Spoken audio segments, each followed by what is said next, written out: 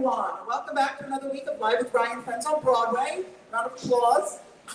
Yes! All right, well, welcome back, everyone. So good to see you here. And those at home, welcome back to another week of Live with Rye Friends on Broadway. Here at the Broadway Makers Marketplace, the only place where you can see the free Broadway talk show every Sunday at 6 p.m. I have a great show coming up for you today. But first, I want to give a shout out to those who sang my special theme song. It was written by Jay Brancato, composed by Jeffrey Strauken, and sung by Alyssa Wray from American Idol Top 9 Season 20 in 2020. And I want to give a thanks to my sponsors who sponsored today's show. Randy Rainbow, I'm giving away copies of his book. I'm Playing With Myself, sponsored tonight's show, so we'll be giving away copies to those in the audience and even those at home. If you are on and you know the questions, come on, you may get a copy. And I'm also giving away 2 tickets to Girl from the North Country on Broadway, Tony nominated. I've got my Girl from the North Country pin. I was just talking with one of my guests about how much we love it. It's going to be great. And we also have 2 books as well from Dear Cruz producer from our guests who are here today as well. So it's a big night here at the Broadway Makers Marketplace, and it's a big, big show. So as always, I do some Broadway news before we begin, and a lot has happened this week.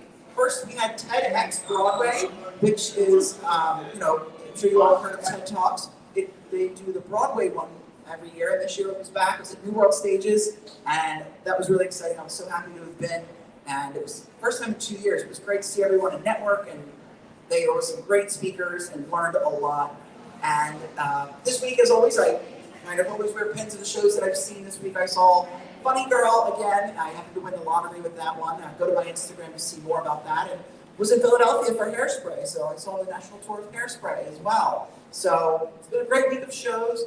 And some other big news this week, we learned the Neil Diamond musical is coming to Broadway. It was announced it's going to the Broadhurst Theater in the fall, which is super exciting. I also have some insights, the rumor that I've heard. Almost Famous, the new Broadway musical that is coming. It's supposed to go to the Longacre Theater. That hasn't been announced yet, but it's the rumor I'm hearing. So if so, it'll be nice because Macbeth leaves soon and in a few weeks, and then we'll have hopefully Almost Famous going there. And finally, I would love to give a shout out to the cast of Wicked. It's sort of it's a solemn day. We are losing some of the cast members as they say their goodbye and take their final bow in the land of Oz. Some of the leading characters, or I should say leading actors.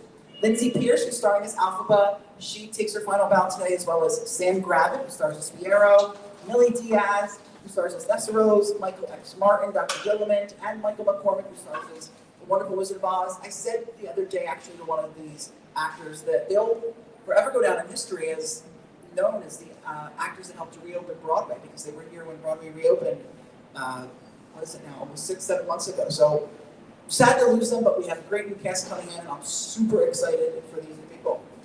And with that, let's welcome my very special guests. These are 2 incredible people that I've known for quite a bit. They are doing it all in the entertainment industry. They're podcast hosts, they're authors, they're producers. Please help me welcome the incredible Maggie Stiggers and Spiro Marcos. Woo!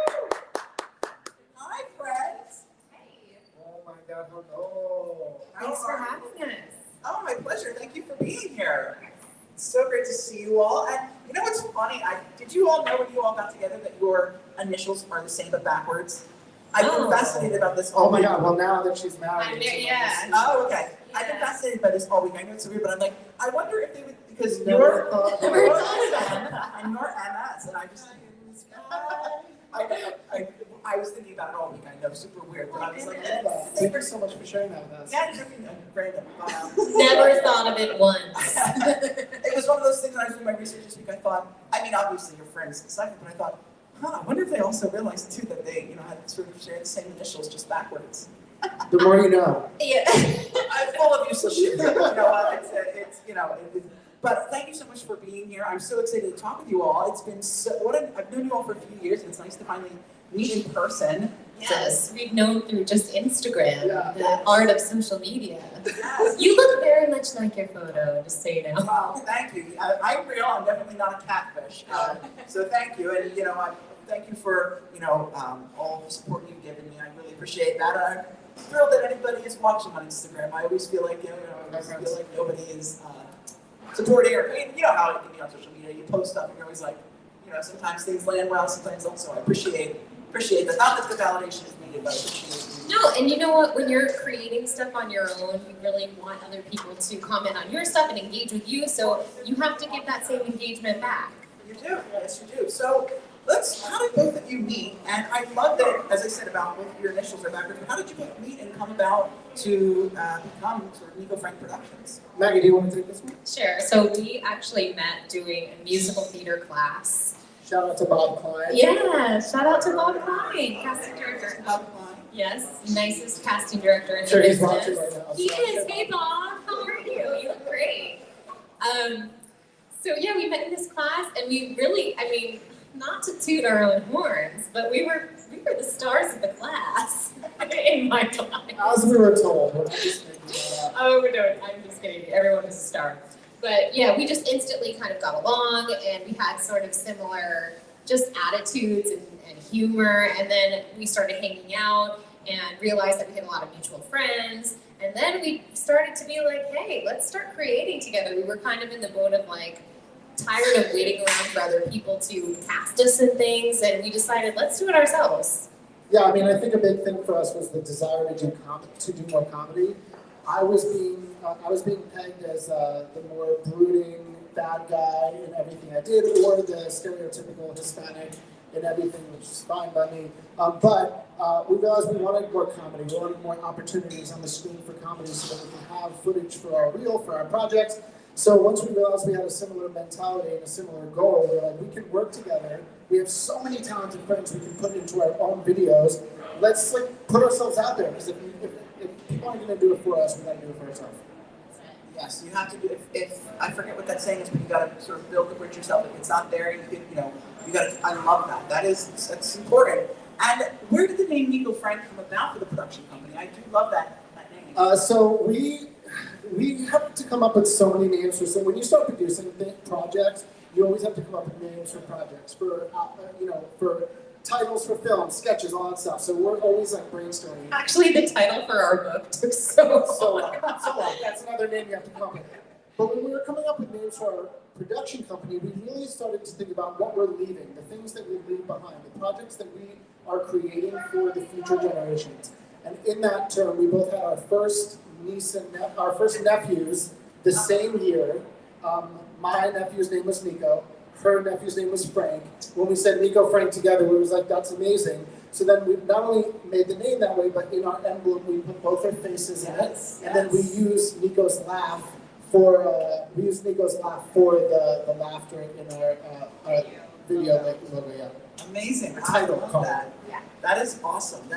That's great. And it's so good that you were able to create something that was so accessible too. I feel like, as performers, you knew what it takes. You're out there every day on the grind. So to be able to create something that was, you were able to help obviously put your friends in, but was something that was, you knew exactly what you wanted to do. And I think that makes it a little bit more authentic too, because you know exactly, you've been there, you've been behind, you've been on the other side of the table and everything like that. That's really important.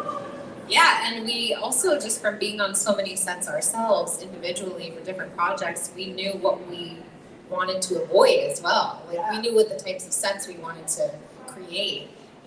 We also have been really passionate about putting women in front and behind the camera. That's been a big mission statement for us. So it was really like, let's create the most fun, most collaborative, most female forward atmosphere that we can, and it's been a blast, and we've gone further from that too.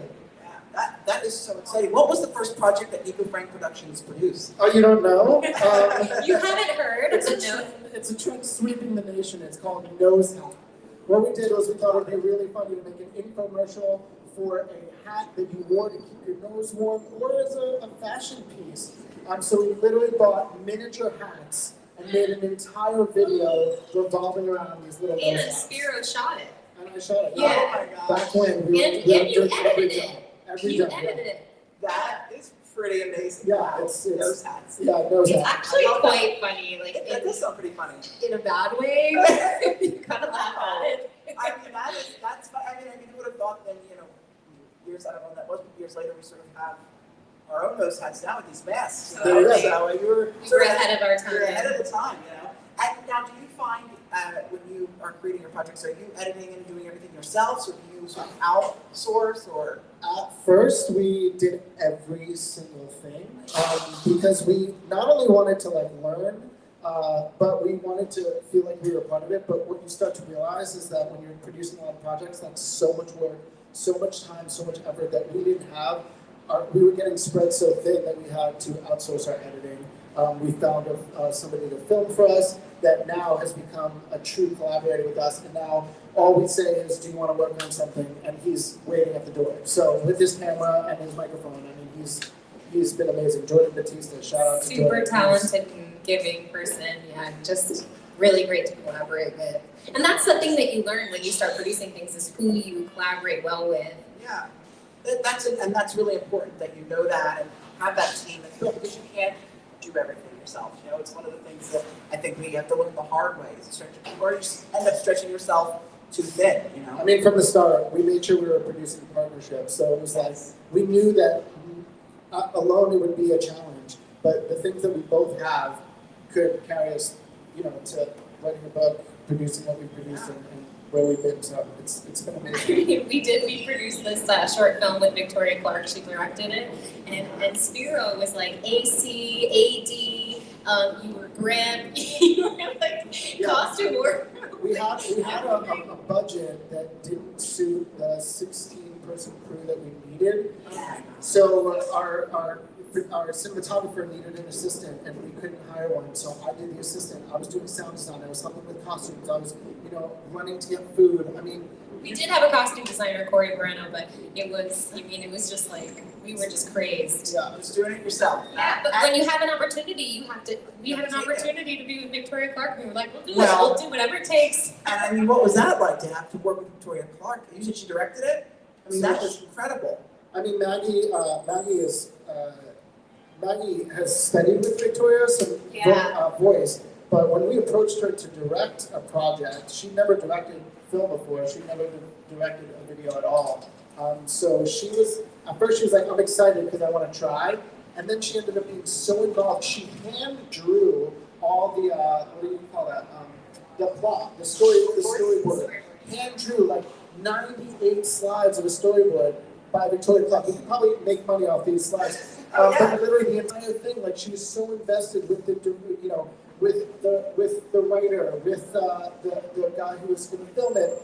She actually really taught us why she's so successful. Like her commitment, even to this short film, that was probably like the least significant thing in her career. She's had some incredible milestones, but she was so devoted to this, and she put everything she had into it. Devoted late nights, so many days, and it was just like, no wonder this woman is so successful. I mean, she just gave her all. And besides that, she didn't ask for anything from us, just the opportunity. We paid her, but she didn't approach it like, oh, what am I making? It was just like, wow, this is such a challenge that I feel so supported by you guys as a producing team that I feel like this is something I could do at this moment. And now she started producing and directing. She started directing films now and projects and episodes of TV shows. And she honestly has said to us, like, she's so thankful that we gave her that opportunity because it started. It was one of her forays into that. Like, yeah, seriously, thank you. What an opportunity. Yeah, what an opportunity indeed. I mean, oh my gosh. Yeah, and it's called My First Start, and you can watch it on our website, nicofrankproductions.com, or it's also on YouTube. Oh, yeah, definitely. And hopefully, maybe that'll come back to you tenfold, because now that she's directing and producing, it's, you never, hopefully we'll come back to you. Yeah, she was amazing. So, as we mentioned, and as you said, you wrote a book, look this up, Dear Future Producer. Incredible, such a great book. Now, where did the idea come from to write Dear Future Producer? Again, congratulations, this is a huge accomplishment. So, where did the idea come from? Now I remember when we were doing our Ladies in Action screening, one of us had thought of doing the podcast and one of us had thought of doing the book. I don't even remember because it was that collaborative. Right. But basically, we wanted to make the book. But we wanted to write a book because we had learned so much in the very short period of time that we were producing, and so many people were reaching out to us and saying like, oh, how did you do this? How did you get this person? How do I raise money for this? How did you get fiscal sponsorship? How did you get all this food donated to your sets? And so we were like, you know what, like instead of meeting everyone for coffee, like let's just put this out there because we really learned a lot of things the hard way. And we drink a lot of coffee. So much coffee. Yeah, so much coffee, so many coffee dates. Yeah, we'd have to way too much. That Not way healthy to have that much. And that way you have the money to get coffee. Exactly. This is for coffee. But it was for other people. It really was. It was like a gift to anyone who wants to go after this. I mean, we definitely understand just this business in general and how much rejection can come from it and how hard it is in general just to stay creative. And so we wanted to create a little gift for anyone who's maybe struggling or wants to create something and they don't know where to start. Well, I think that is just so beautiful you created this. I mean, it's great. It says, you know, dear future producer, a guide to create your own content and gain freedom, anything from sketches, films, podcasts, music videos, and more. As it's the go-to guide, I feel like, for anyone who wants to produce. And that's one of the things that I feel like doing a book like this, everybody always feels, and I'll get to more of this later, but always feels like, I feel like there's this thing around producing where people don't feel like it's successful. Or they think of producing and all you hear is like, oh, well, you have to have, you know, a lot of money, and you have to have rich friends, and you know, and so to be able to make something like this, where it's so easy that, you know, all you have to do is have an idea, and here's how you can execute it on your own, I think is so important. So how did you translate all of this knowledge to paper? Like, what was that experience that, you know, you have all of this, but what was the writing process like to translate it? I think the first thing we started to do was Maggie said, hey, let's just try to write a book because this could just be another way where we can get information out there, maybe have some money to help produce future projects, and we can like run with that. So we had this concept and we said, let's just write down what chapters would be. Like what chapters would we even have in a book about producing for us? Right. Once we kind of sparsed that out, we had a few chapters. We were like, okay, this is a good start. But then we were like, what does that branch off to? All we came up with was this title, the title page with all the chapters. That guided us along the entire rest of the process. We said, all right, you're going to start with this chapter. You're going to work on this chapter. Let's just put paragraphs out into the world and see like what happens. There were many reiterations, many editing sessions, many live read out loud sessions, many moving of chapters. Hundreds. But we were like, you know, what we're finding is we have 100-something pages now. We're like, oh my God, like all of a sudden this book might actually be something that people can look at and it's not a pamphlet. Because at first we were like, do we have enough information to share? Right. Because that's your biggest fear. You're like, do we have a reason to write a book? Will anyone buy it? And do we have anything to say? What we started to realize is we have a lot to say. A lot of people, we literally took the list of questions that people asked us at all these lunch dates and we're like, what would that chapter look like? What would this chapter look like? And what are we doing for the future of this industry that we can be proud of? Again, it goes back to Nico Frank. The future generation, what can we hand off to help, you know, people who are scared, are afraid, or think that producing is just having a lot of money. Right. And we broke it down too, like when we have a chapter about insurance, and so we were like, for the first draft of it, we were like, okay, and then we reread it, and we said, oh, well, wait, someone might not know what this means. We had to remind ourselves we didn't know what that meant at one point. So we really do like step for step how exactly to go about getting certain insurances, or, you know, as I say, fiscal sponsorship or donations and all those things. And those are so important, and people don't realize that a lot of it is just in the magic of the ask. You know, how many people are Ask and ye shall receive. One of the It's a chapters in our chapter. book. Yes. Yeah, ask you shall receive. You know, it's incredible when you ask for things, what ends up happening, and those who want to support you and everything in between. What do you think your favorite chapter was, your favorite part of the book was? Right. I think my favorite chapter is Get In Loser, We're Going Shopping for a Location, just because location shopping and figuring out where you're going to shoot is kind of one of the hardest parts, especially if it's very detailed, or if you have multiple locations, or if you need like an office space in New York City specifically, or any big city. It can be expensive to get things like that, and a lot of times there are things that pop up that you didn't even think of, like, oh, we actually legally need to have a fire marshal here. And then we have to pay that fire marshal this X amount of dollars an hour. And so a lot of things popped up for us that we, again, just learned the hard way. And so I think that, to me, is the most informative chapter. And I just think it it opens a lot of eyes, and I've heard from a lot of people how much they love that chapter, and so that means a lot to me too. What do you think the biggest lesson is that you've learned in producing wise with writing this book, when you've been on location as a producer? Like you said, obviously you learned you need the fire marshal for the thing. Was there something you learned that's been a big lesson for you that you are glad you now learned? I mean, I'm sure there's so much, but So much, but one thing that comes to my mind is like what Maggie said before about we started to learn what we wanted on a set and what we didn't want on a set. What we never wanted was to have actors that weren't being used, that were waiting, that were hungry, that had no water, had no food, felt like they were just there as a prop. That's something we never ever wanted. So we made it a point to stay super. Thank God Maggie is as organized as she is. That's one thing that we do very well together is she made sure no time was wasted. She made sure everyone knew when they were called. Everyone got extra time to process, to do, to make up. No one ever. If we don't need you for 12 hours, you will not be there for 12 hours. You know what I mean? We just spent too much time in those situations where we're called at 1 hour and then we're not used till 10 hours later. And it just, no. So I think the one thing I learned is people really do appreciate attention to detail and organization. Film sets are a bunch of creatives. So how do you get all those people and focus them and get a timeline and make sure everyone knows what they need to be doing and when, so that people are never wondering and we're not wasting time. Because when you produce projects with minimal budget, time costs so much money that we never have. So if we had a 2-hour time slot before a restaurant opened to film a full 20-minute sketch, you better believe we're going to be prepared as all to make sure we don't waste a single minute because we don't have any breaks. I think for me, what I learned the most was just like how important it is to create and produce with people that you like and that you want to be around and that you have similar creative minds. That's really, really important. People that you feel safe with, that you can share ideas with. Because ultimately, if you're not having fun doing it, then it's not fun. It's not what's the word other than fun?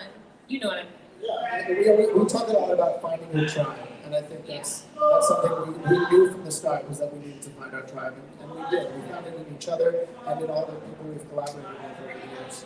Well, I love that. Find your tribe, and that's so important. And you made a good point on something that, as a producer, for me, what I've come to realize and I've learned through people is, you said that Maggie's super organized, and that's a strength.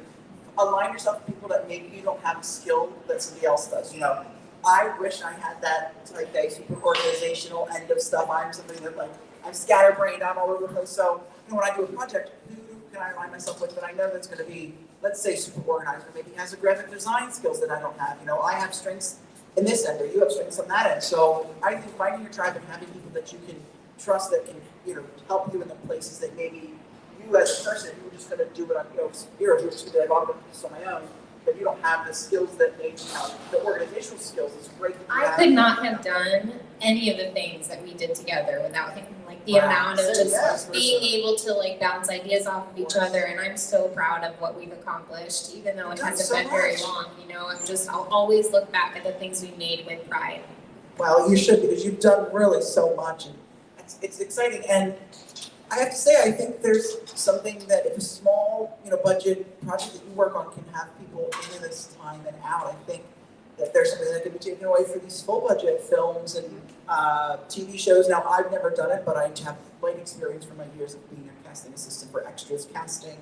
Sort of my first job out of school was an extras casting assistant. So I'm familiar to an extent of the, having actors there for 10 hours and only not being used. And if a small project such as yours can figure that out and have it to a T, I feel like, other projects can. And the actors will be much more happier. It'll be a better run project, and it sounds like it will easily make everything go so much smoother. Yeah, and that's one thing. I mean, it sounds silly, but a lot of people, their reviews of working with Legal Frame Productions, because we post for jobs all the time, people are like, oh yes, you should work with them. They were such a joy to work with. I felt important.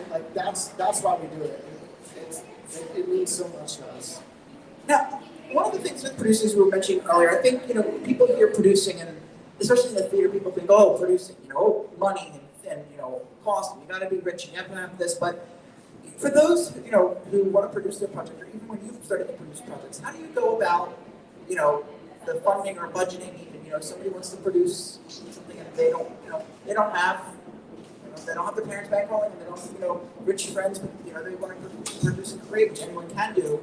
How do you go about that?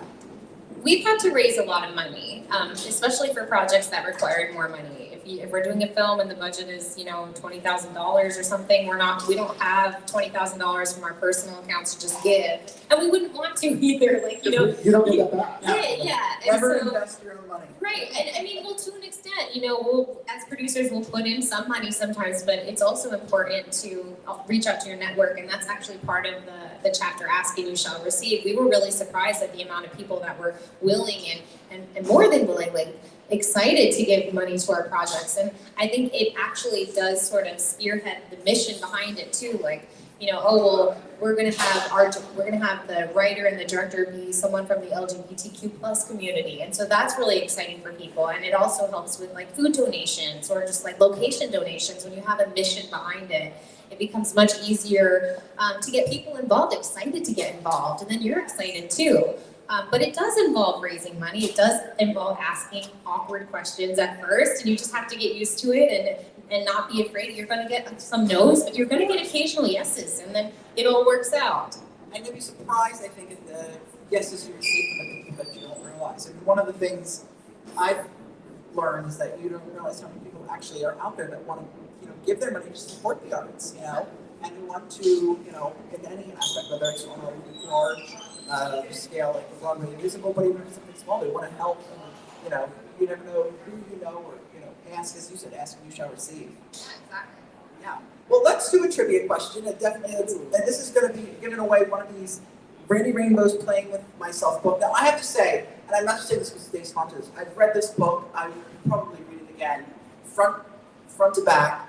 It is such, whatever you think of Brandy Rainbow, this book is incredible. As somebody who's a content creator and as a host, a producer who's not I don't compare myself to Brandy Rainbow, but we have sort of the same things with creating our own projects. To learn how he goes about creating what he does and seeing sort of the inside mind of Brandy Rainbow was truly incredible. He talked about how he started back in 2011 as Mel Gibson's boyfriend back when, and then editing and putting all of this stuff. Back when he did the whole Oksana thing. He was putting all of this together to when he got discovered through the 2016 election. So it's really, really beautiful. I mean, he talks about singing with Patti LuPone. You will learn so much about this, and I will probably go back and read it again. So, and it's hardcover. It's hardcover. Yeah, that's important. That's special. Hardcover, which is great. It's first edition. So thank you to Macmillan. Alright, who is the publisher of this book. So this is for Broadway trivia. If anyone wants to answer, and you can win the copy of it as well. You want to? All right. This is Broadway trivia.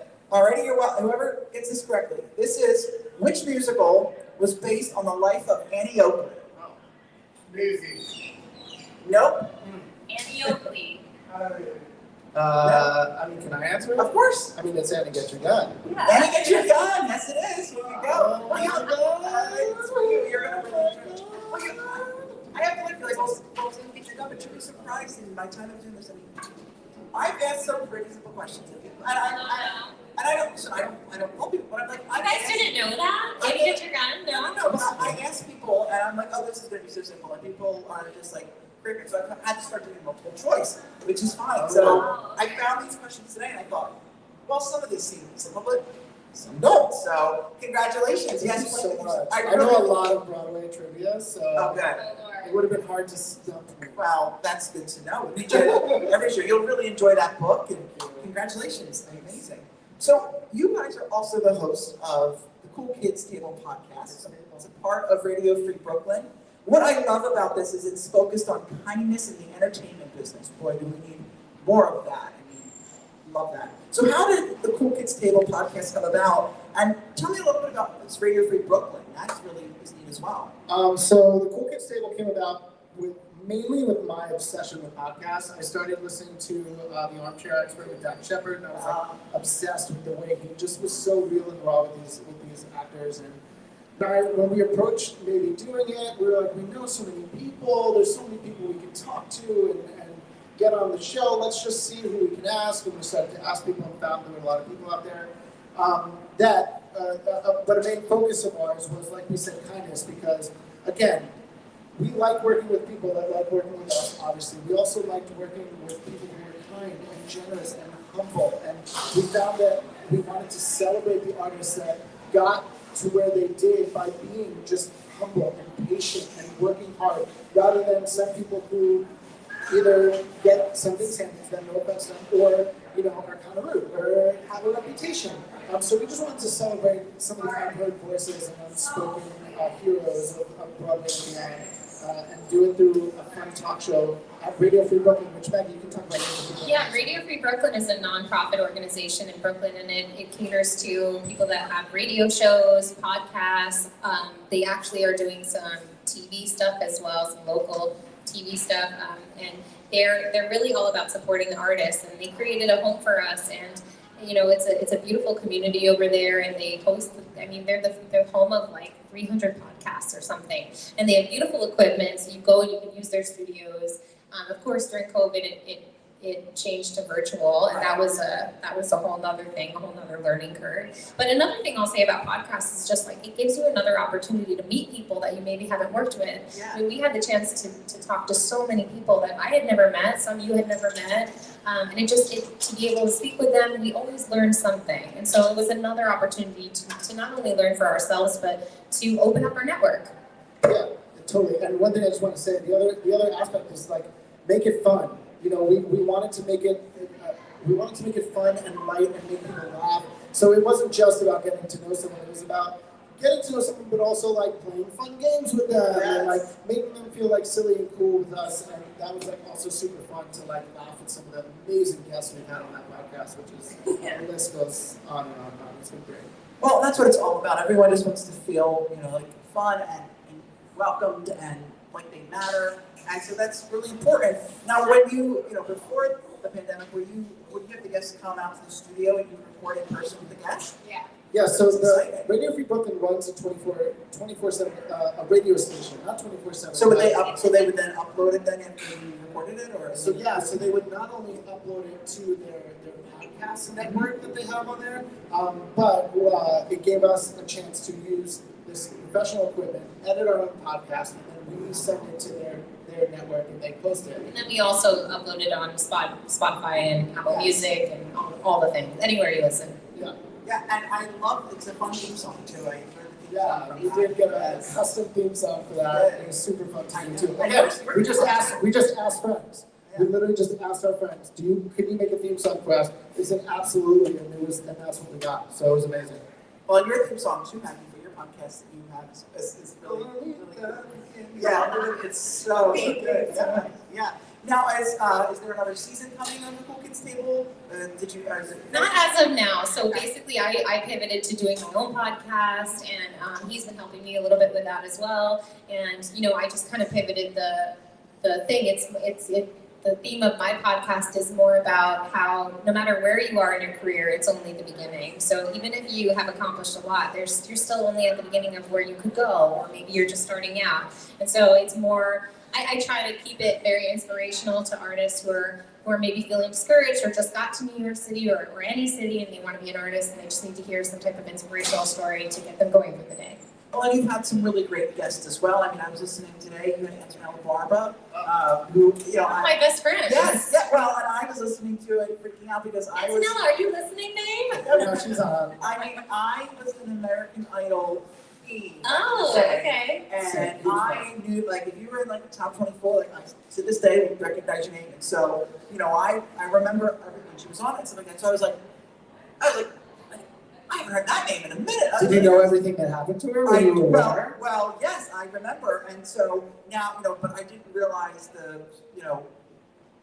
what happened for me with going to prison and stuff. But the sort of what's beautiful in listening to the interview, the triumph sort of that she's now has sort of come from that she's, and what's interesting though too is I was listening to that, say what a different time. I mean, to be on a show and to have something like that happen, which was terrible, but.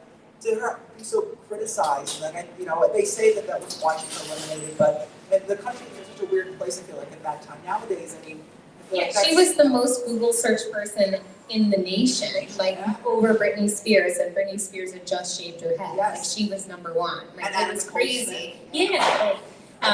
And it was at the beginning of social media really, and we didn't know the dangers of having, a photo of yourself out drinking. Like why would you think that would be bad? And then it would come back to bite you.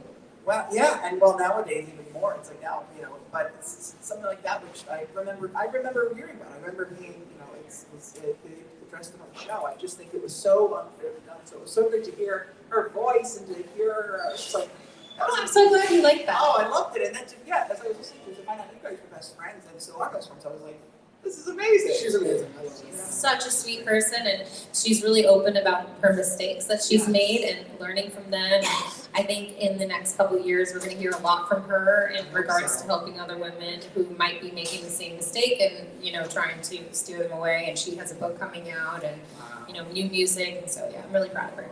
We love a good redemption story. That's right. And it's, that is exciting. With doing, getting back to podcasting, what advice would you give to those who are looking to start a podcast, or maybe they have some things already recorded, and what's the best way to go about it? Is there certain software you recommend using? Is there a way you go about it that is easy? I know everyone is doing a podcast today, but there are still a lot of people who want to do one and don't know how to upload it. So what are your We recommendations? have a whole chapter in the book, Rye. But what I will say, Buy the book, everyone. yeah, seriously, what I will say about a podcast. Yes, is, you can buy the book on Amazon. It's available in Kindle and paperback. Yeah. Thank you. Yes. I was going to say, where should you buy it? Paperback and Kindle. Amazing. But what I was going to say about podcasts is, anybody could record and edit a podcast on GarageBand. The thing that we think is important is, there are a lot of podcasts out there. Do you have something to share that's unique with the world? Come up with a way to share it. But what I will say is also just do it. Just start finding ways to get your stuff out there. If we just Googled podcasts producing submission, you start Googling and you start to learn about software, recording, distribution, and all that stuff. But we started to learn what we liked about our podcast. By listening to other podcasts, though. It's the same thing of you wouldn't want to write a TV show if you've never seen a TV show. We had to spend a lot of time listening to different podcasts and saying to ourselves, what do we like about this one? Okay, I know that I really love that this one has a theme song. Okay, let's do that. I really want to incorporate games in ours, so let's do that.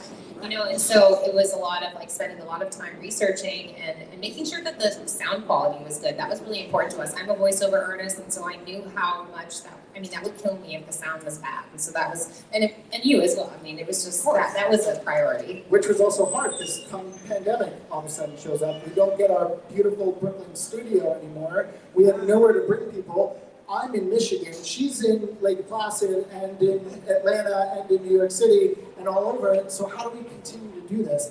So we started to be like, right, well now what software is out there where we can get top quality sound, not sacrifice anything we've spent so much time creating, and be able to keep moving into the future. And that's what we did. Hi friends, it's Broadway Talk Show happening. Come on. Join us. You can win tickets to a Broadway show. We're giving away. Okay. Well, it's happening now. If you'll be back, you gotta come sit and watch. We're gonna do it next. So come. Oh, all right, no problem. Have fun. Yes, okay. But yeah, so it's been unbelievably amazing and rewarding. Well, and I'm sure, Maggie, you're as a voiceover artist, so the sound, as you said, is super important. And I'm curious, as a voiceover artist, what are some of the things you do to prepare for voices that you're using? It's a tough job, so. Just for auditioning Yeah, for for auditioning, voiceover? yeah. Well, everyone has a different way of doing things. I do a lot of script analysis, figuring out who am I talking to, where am I, those types of things do make a difference when you're auditioning for voiceover. When it's animation, I really go on instinct.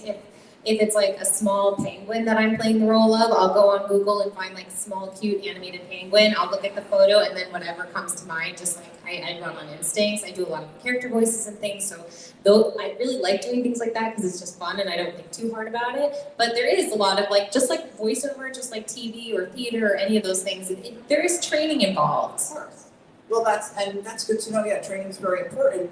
Well, one of the things also about the two of you is you're award-winning producers, award-winning.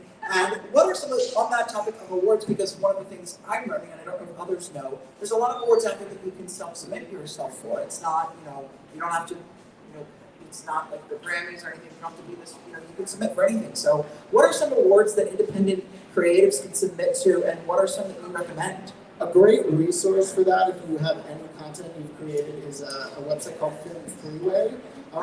Film Freeway. Film Freeway. It's in the book.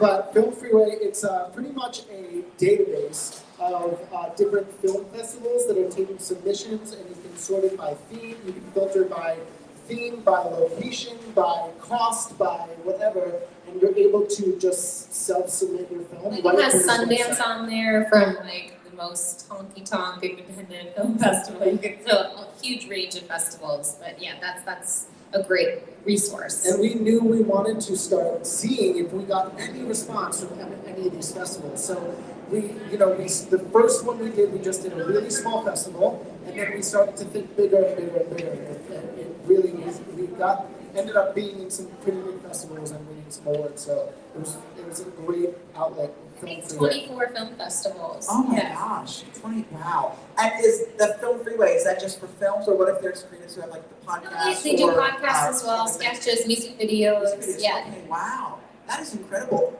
that you can go to a site like that and find that. It's a great resource. Y'all can check it out. And there are a bunch, just so y'all know, there are a bunch of free film festivals. If you're just trying to get yourself out there. For students specifically too. Yeah, so if you just want to try and just submit, it can be there's some digital film festivals. Wow. Just put yourself out there. That's like the biggest thing we can say is just, you have to try. You have nothing to lose if you don't put yourself out there. Exactly. What do they say? The greatest fear is fear itself, right? I mean, you have to put yourself out there. And I feel like more and more in this industry, I'm seeing that's more the thing, and it is. It's true. You have to put yourself out there, and it's scary. I mean, I know it's so funny. I'm the first to jump in front of a camera for Reels or for Instagram and make a fool out of myself, and I'm like, it's fun. But there are a lot of people who are scared to, and people that I know who are in the entertainment world and are performers, and you put yourself out there. And I think that is such a great message because you may think things will come to you, but they're not going to come to you. You put yourself out there. You also learn the most when you do things you're afraid of. Yes. So we've learned the most because we get to a point where we're just only as prepared as we can be, and then we hit a point where we don't know how to proceed. So we have to figure it out. We became amazing problem solvers, and that's like the key to start producing is just know how to solve problems. Have the instincts to be a problem solver. I love that.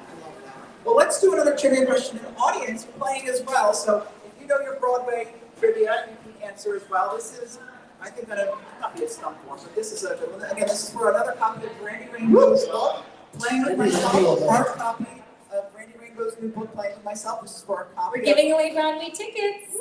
Alrighty, so I know this is the beauty and excitement of being down here at the Broadway Makers Marketplace. Alrighty, aspects of and Michael, if anybody does answer on there, let me know as well. But you can also play as well. Aspects of What was a Success by Andrew Lloyd Webber. No idea. I do. Aspects of What Not was. guess again. We're gonna wait 1 second to see what the generation. Someone's got it. Aspects of What was a Success by Andrew Lloyd Webber. Do you know it as right answer? No idea. Someone will get it. There's some Broadway. No, that's all right. How about for you, Michael? Do you have any guesses? Wow. No one on the live stream knows. All right. Well, here's another question. This should be. Should I just answer that one? Multiple choice. Okay, sure. Multiple choice. All right. So again, this was Aspects of What was a Success by Andrew Lloyd Webber. Aspects of Red. Aspects of Queen. C. Aspects of Love. Or D. Aspects of Feelings. Aspects of Love. Aspects of Love. Yes. Aspects of Love. So, Michael, this is for you. Your copy of Brandy Rainbow's book. I'll put this up to the side for you. Yes. Aspects of Love was a success by Andrew Lloyd Webber. What a show. I know, right? It's Where do you go? It's a tricky one, as I said. You don't know your stuff. So, Aspects of Love was a success by Andrew Lloyd Webber. Amazing. So, what you've produced and starred in Theater School Dropouts on Amazon Prime. Congrats on being on Amazon Prime. That is incredible. So tell me more about the project and how you ended up on Amazon. You probably now no brainer for you, but to be end up on Amazon, I'm like that's No, so this is actually a great example of when you do the work yourself and you're just doing it for yourself and to maybe make more opportunities. We had been making these little short sketches and we started to get a little reputation for it. And this production company, ENV Productions, approached us and said, hey, we have a relationship with Amazon. We see that you're doing a lot of these comedic sketches and Amazon's really interested in short content right now. And so we were wondering if maybe you wanted to put all your short sketches into a series. It would be a 5-episode series and each episode would be 10 minutes long. So we jumped at the chance. We thought, oh wow, that's so amazing. We've already done most of the work. So what we did is we, came up with a name, which took a little bit. Another name you have to come up with. That was Spiro's. Spiro's really good with the titles. But yeah, so we basically just filmed an introduction for it and then little segments in between each sketch. But otherwise, we filmed a couple sketches to add to it. But otherwise, we had already done most of the work. So it was one of those opportunities where we were prepared and in the right place at the right time. That is, wow, that's what it's all about. And for those who don't know, what is it about? I was watching some of it. I watched a little bit of a preview. It was hysterical. I loved it. Theater School Dropouts is just a sketch concept. Pretty much we just wanted, it's just a chance to be silly. That we're the theme of it for the most part, but it's just this idea of like, here we are as Theater School Dropouts trying to like make something of us and everything is silly and everything is funny. So there's no through line to it. All it is just enjoy it, just laugh. There's a little bit of everything from music to pure sketch comedy. It's really to infomercials to, it's a little bit of everything, but it's just a sketch comedy show. It's really silly. 50 minutes total for the whole series, so really fun and silly. Did you say 15 or 50? 50, Wow. So it's 10-minute episodes, Yeah, and there's 5. That is incredible. And you've sort of filmed throughout the city, right? I mean, I saw one location, I think it was at Ripley or one of the recording, or one of the rehearsal studios. Yeah, probably, yeah. That's exciting. And Yeah, we filmed all over.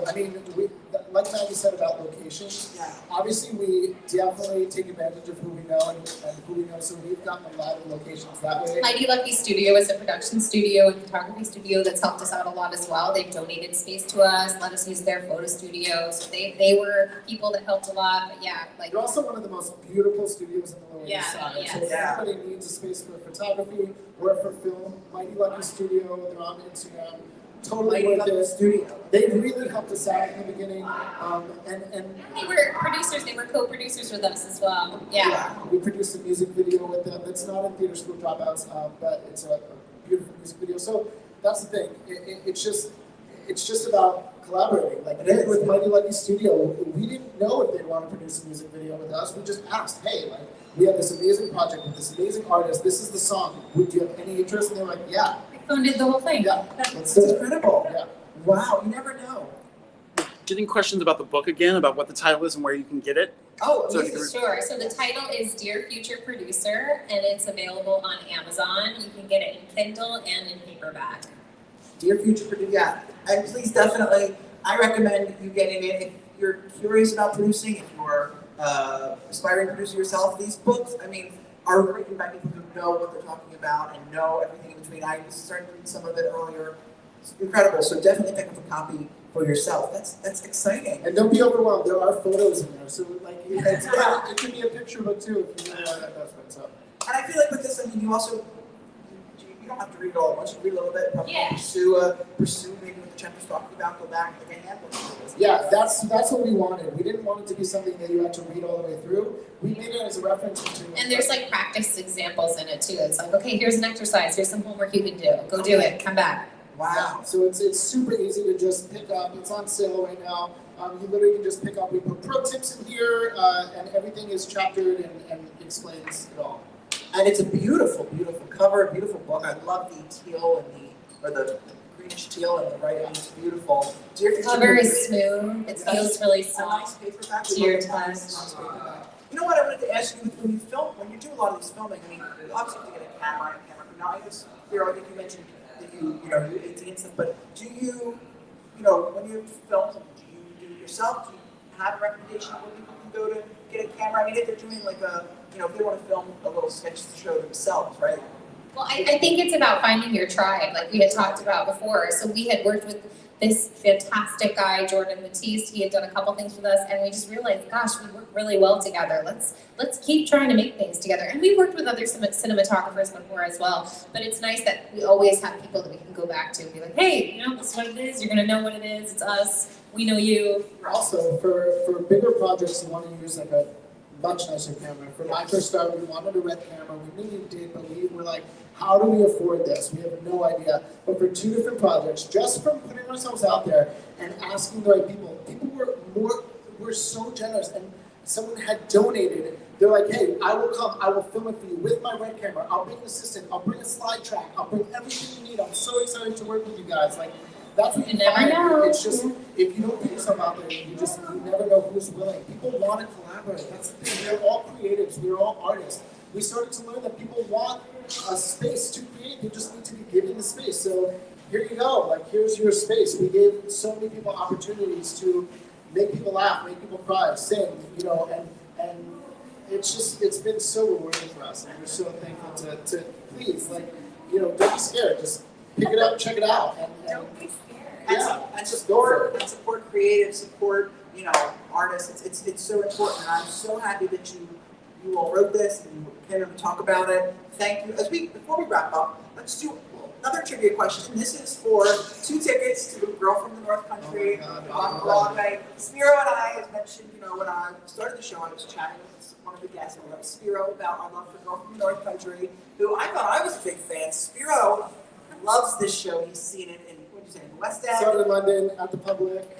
What are the tickets for? So they're a voucher that you can choose. You are going to choose 3 dates, and everything is in here. It gives you the email to fill out. But this is for 3 tickets, and now it is only here, I think, until June 19th. Just June 19th. Yeah, June 19th. But who's coming? Well, I knew they extended, so June 19th at the Blasco Theater. So this is it's one of my favorites. I've seen it 3 times. Based on the music of Bob Dylan, but the way that they do this music is just incredible, and the story is beautiful. So, let's get to it. Alrighty, this trivia question, and again for those of whom you're welcome to play as well. Where was the fiddler in the musical's title? Yes, on the roof.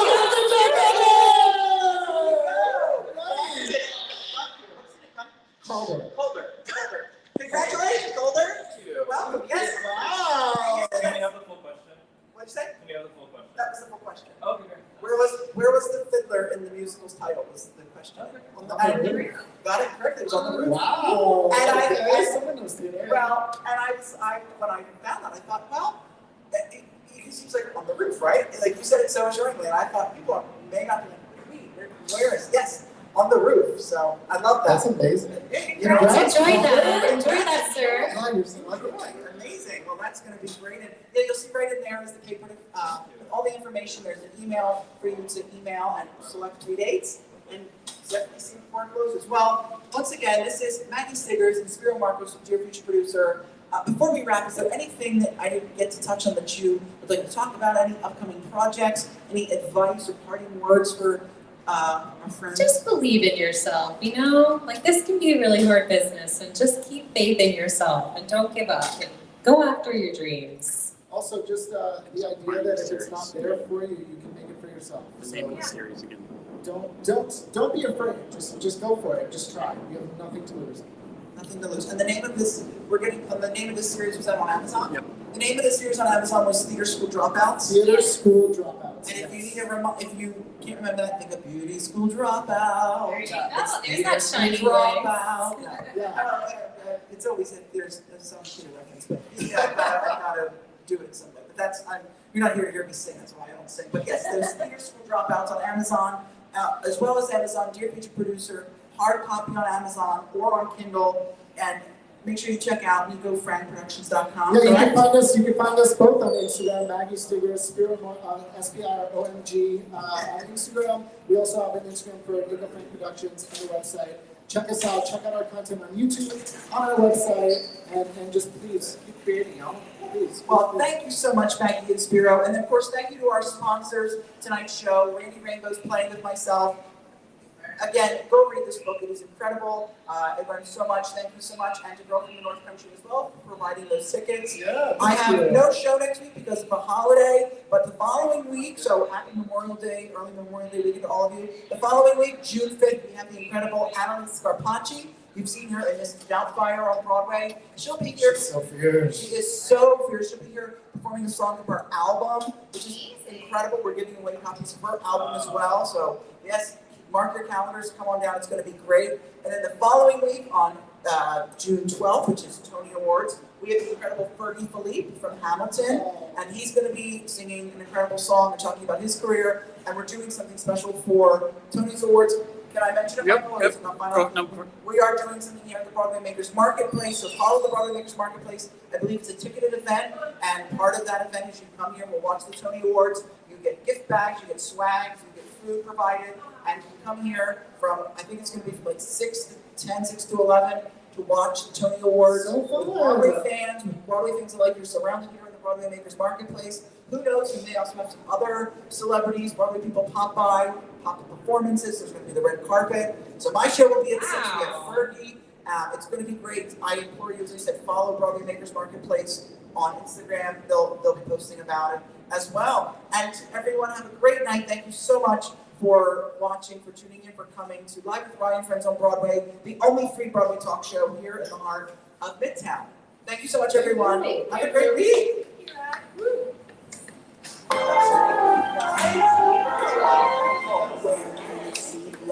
Brightest light, as the Thursday night, strong in the dice, that was right. Broadway does, it's Broadway, entertainment, it's live with Rye Friends on Broadway. He's a bundle of joy and happiness, he loves to hear us. He's a theater nerd who will share a word with a Broadway star. Our guest will have you on the floor, or flavor meant to be anymore. Rye Myers, the gay Rye